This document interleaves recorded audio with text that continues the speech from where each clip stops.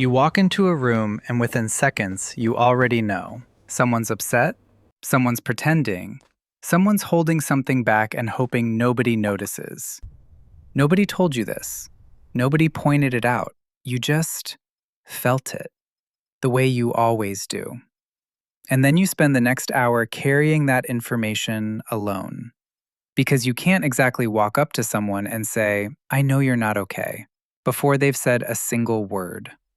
If that sounds familiar, this video is going to give you the words you've never quite had for it.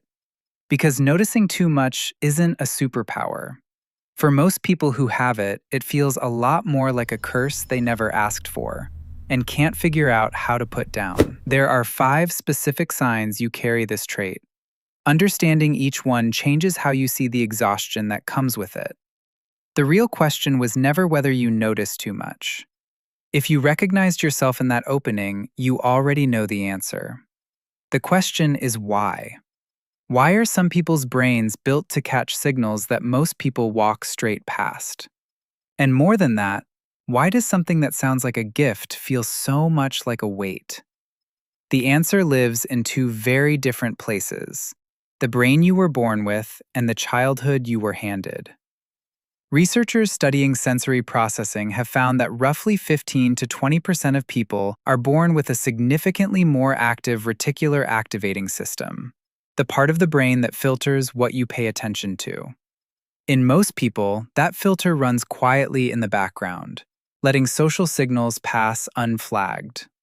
In hyperperceivers, it flags almost everything. Every micro-expression, every shift in tone, every pause that lasted half a second too long. For others, this trait wasn't born, it was built. Psychologists studying childhood development have found a consistent pattern. Kids raised in emotionally unpredictable homes learn to read the room as a survival skill. If a parent's mood could shift without warning, you learned to scan for the early signs before the storm hit. You became the emotional weather forecaster for your entire family. And like any skill rehearsed thousands of times in childhood, it went automatic. Permanent. The environment that demanded it is long gone. The scanning never stopped. Sign 1. Researchers call it advanced nonverbal decoding. You'd call it reading the subtitles before the sound even starts. Before someone finishes a sentence, you've already read their posture, their eye movement, the tension at the corner of their mouth. You know what they mean before they've said it.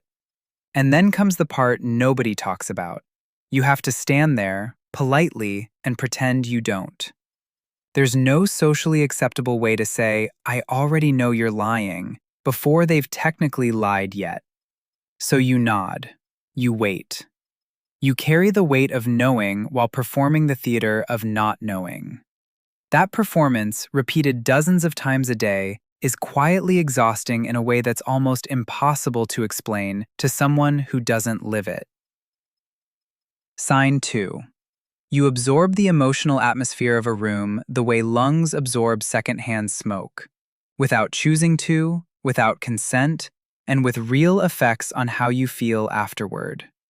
You can stand in a silent elevator with 3 tense strangers and walk out feeling like you just survived an argument that never happened out loud. The tension was never aimed at you. Nobody spoke, nobody fought. But your nervous system logged every unspoken thing in that room as if it were your own data to carry.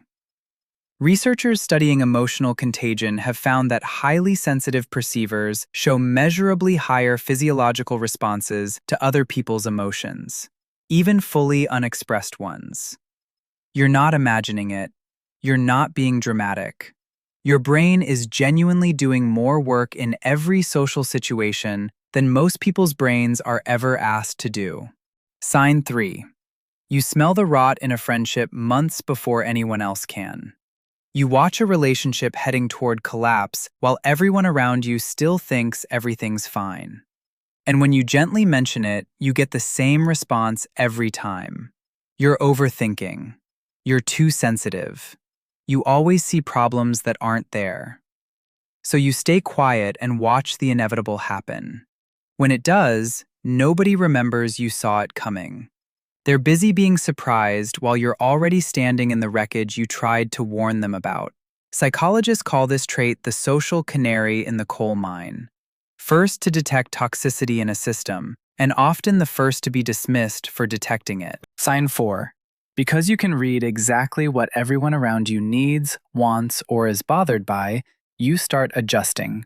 You match their energy. You soften your volume.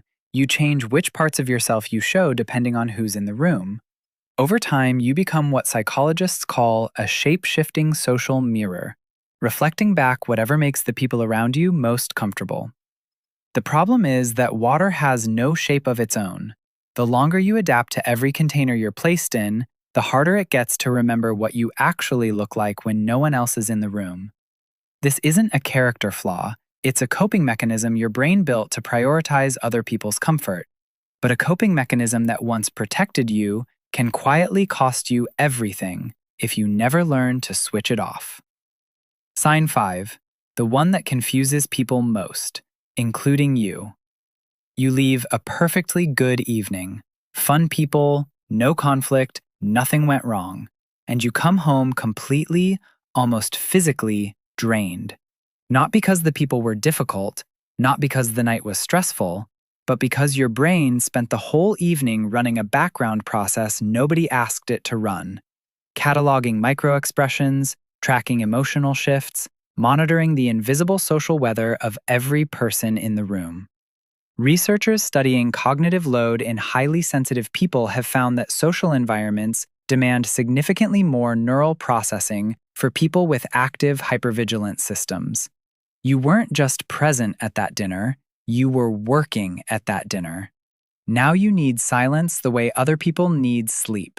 Not a preference, a biological requirement. Here's what nobody tells you about noticing too much. The people who read every room, absorb every tension, warn every friend, and carry every unspoken thing, they're often the least read, the least warned, and the least carried in return. Because you seem so attuned, so aware, so capable, the world treats you as a safe place to set down what nobody else wants to hold. And when your own storms arrive, you look around and realize nobody's been paying you the same quality of attention you've quietly paid everyone else. There's no switch that turns this off, but there is a choice you get to make about what you do with what you notice. You can keep absorbing, keep adjusting, keep carrying what was never yours to carry. Or you can let what you observe stay in observation, without making it your job to fix it, neutralize it, or warn everyone about it. The radar doesn't have to stop running. You just don't have to act on everything it finds. You were never broken for noticing too much. You were just never told that noticing doesn't mean carrying.